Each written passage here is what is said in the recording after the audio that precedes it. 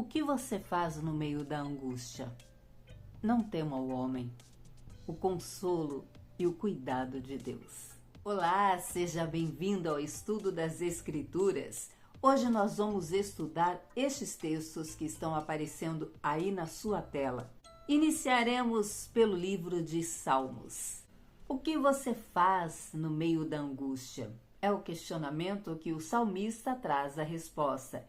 Ele, no meio da angústia, invoca ao Senhor. Invoquei o Senhor e ele me respondeu, dando-me alívio.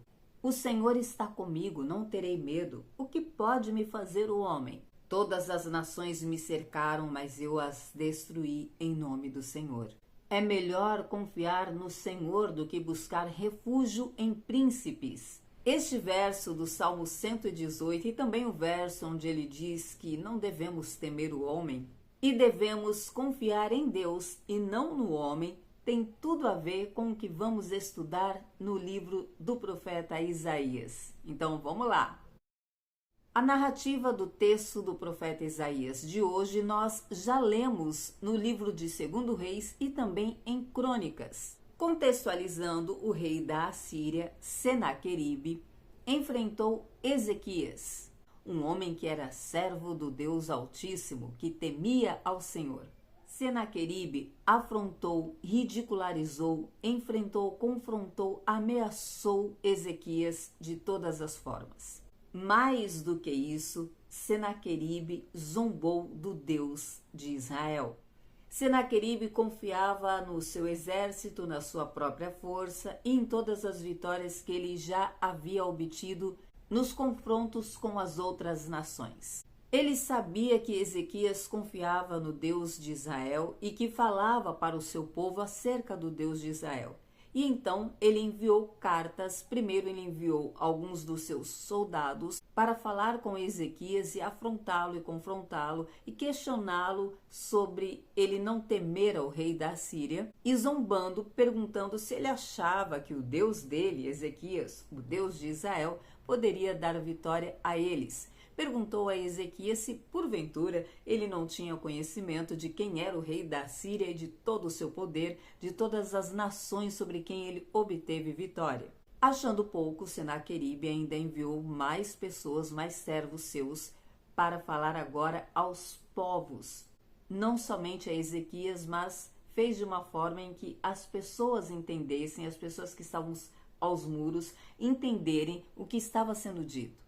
Era para amedrontar, enfraquecer, tocar terror no povo. Ezequias pediu que eles não falassem na língua em que o povo entendesse. Mas a intenção deles era justamente essa. Então, eles fizeram o oposto do que Ezequias pediu. E ainda avisou ao povo que não era para confiar no que Ezequias estava dizendo, ou seja, não era para confiar em que o Deus de Israel daria vitória ao seu povo. Senaqueribe, através do seu porta-voz, disse que os outros deuses, feitos por mãos de homens, foram destruídos, os deuses de outras nações. Então, quem era o Deus de Ezequias?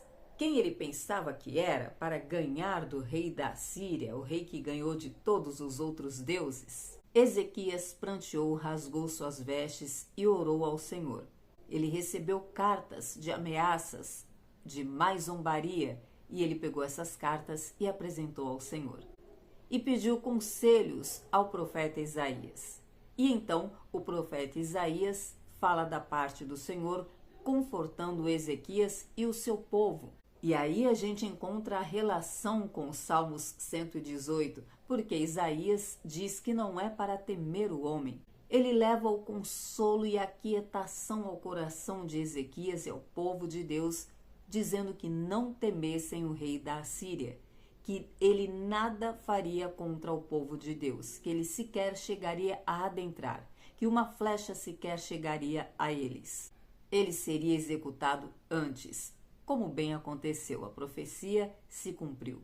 Te aconselho a ler depois o texto para você ver toda a narrativa, Deus falando em detalhes o que faria, como faria, tanto as consequências que o rei da Assíria sofreria, quanto os livramentos que Deus daria ao seu povo e de que forma faria também a oração de Ezequias, a conversa dele com Isaías.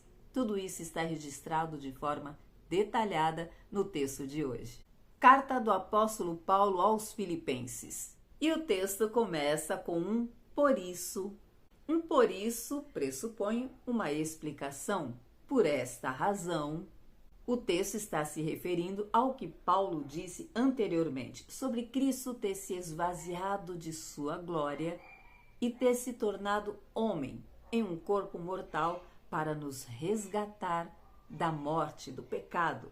Por isso, por esta razão, Cristo foi devidamente presenteado por seu Pai. Deus o exaltou sobremaneira, de forma que não houvesse e não há nenhum nome sobre o nome de Jesus, diante do qual todo joelho se dobrará, e toda língua há de confessar que Jesus Cristo é o Senhor. E pegando esse gancho, Paulo fortalece a fé daqueles irmãos e pede a eles: por isso, irmãos, eu peço que não somente na minha presença, mas também agora na minha ausência, vocês se mantenham firmados na fé, vivam o Evangelho de Cristo. Muito mais agora, na minha ausência, exerçam a vossa salvação. Paulo fala sobre um executar, exercer esta salvação, mas é preciso entender de forma bem clara que Paulo não está dizendo que o homem se salva, que está na mão do homem evoluir a sua salvação.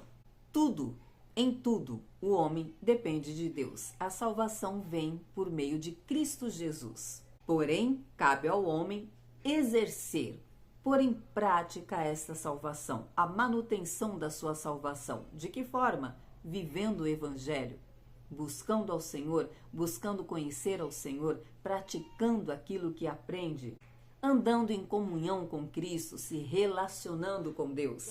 Ele aconselha: façam tudo sem discórdia, sem dissensão, sem reclamar, para que sejam encontrados irrepreensíveis, para que vocês sejam exemplos, sejam como a luz do mundo, como um luzeiro para o mundo, para que olhem para vocês e vejam Cristo em vocês, vocês sejam referência neste mundo. E depois o apóstolo Paulo referencia duas pessoas, Timóteo e Epafrodito. Ele está enviando ambos, porém Timóteo vai posteriormente a Epafrodito, e há uma razão para isso. Timóteo, discípulo de Paulo, sempre andou lado a lado com ele, e Paulo diz aos irmãos de Filipenses que confia em Timóteo porque ele é um dos poucos que não pensa em si mesmo, mas se gasta pelo Evangelho de Cristo. Portanto, ele quer enviar Timóteo para fortalecer a fé daqueles irmãos, até que Paulo próprio possa ir até eles, porque não podemos esquecer que Paulo escreveu essa carta estando na prisão domiciliar em Roma. Porém, antes de enviar Timóteo, Paulo quer enviar Epafrodito e pede que os irmãos o recebam com muito acolhimento, com muito amor. Não somente Epafrodito, mas Paulo diz que todo aquele que se apresentar como Epafrodito, ou seja, que tenha o mesmo caráter, a mesma disposição, a mesma entrega pela obra de Cristo, deve ser honrado, recebido, conforme Paulo está orientando aqueles irmãos. Mas há uma razão especial para Paulo enviar Epafrodito. Este irmão que andava com Paulo adoeceu gravemente. E pelo contexto, pela narrativa de Paulo, ele adoeceu em razão do Evangelho, de se desgastar, de trabalhar com Paulo, ele adoeceu. Não há detalhes da doença de Epafrodito, mas Paulo disse que ele esteve em todo o tempo com Paulo, e ao adoecer uma doença de morte, o Senhor teve misericórdia de Epafrodito e dele, Paulo. O apóstolo Paulo diz com todas as letras: o Senhor teve misericórdia de mim para que eu não somasse mais uma dor à dor que eu já estava.